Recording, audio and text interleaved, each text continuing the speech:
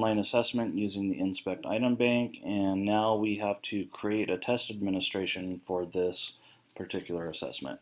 So we're going to go back into items, and one of the things that's important to note is that this test now has a test ID number. So that's really important for a couple of reasons. Number one, it helps you organize and find the assessment when you need to run the reports to see how the kids did. And you also need to give that number to the students when they're taking the assessment on their Chromebooks. So now that we have finalized the assessment and we have the test ID number, we're going to go ahead and click on Add Administration.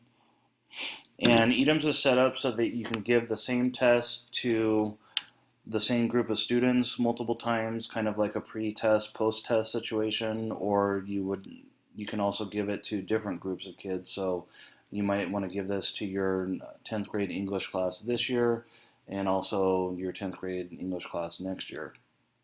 So test administration is really the time period that the test was given. So in this case, I'm going to say fall 2013.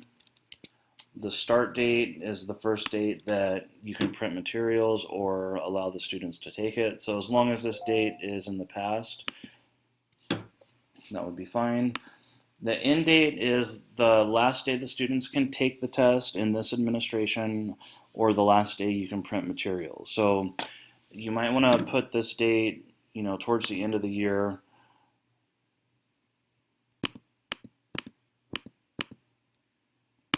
And that way, if you ever had a kid come in mid-year and you wanted to see where they were at, you could still administer the assessment.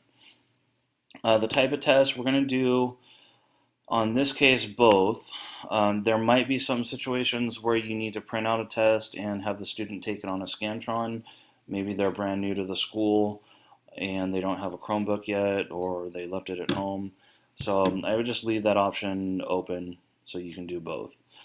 Now you're going to see a bunch of different options. These wait to start these are pretty standard. Resumable means that once the student starts the test, they can get back into it and take it again if something happened. For example, the power goes out, so you want to leave that checked. Show progress allows the student to see how many more questions they have to answer. Shuffle items would keep different students from getting the exact same test. So on student A might start off with question 1, where student B would start off with question 17 or 18, and the items would be scrambled. This is what the student will see after they hit the submit button. So if you choose none, the test will say, "Thank you very much, have a nice day." If you choose score, the student hits the submit button and it'll say, "Thank you very much, have a nice day, you got a 75%. If you choose summary and score, it will say, "Thank you very much, have a nice day, you got a 75%, and these are all the questions with the ones that you got correct and incorrect." So this third option right here will actually show them the content of their test. So that, depending on what you're doing, you may or may not want to have that option.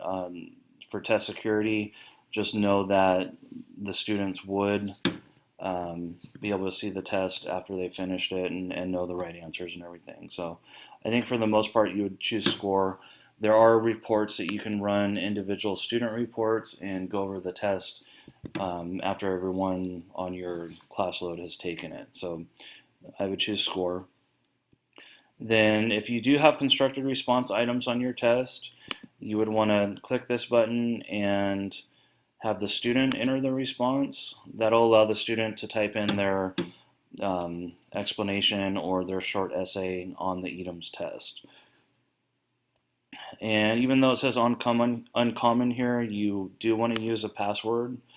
And this simply, it's very similar to how the SBAC test runs, where the students can't get into the test until you give them a password verbally in that test session. So we will type in a password here.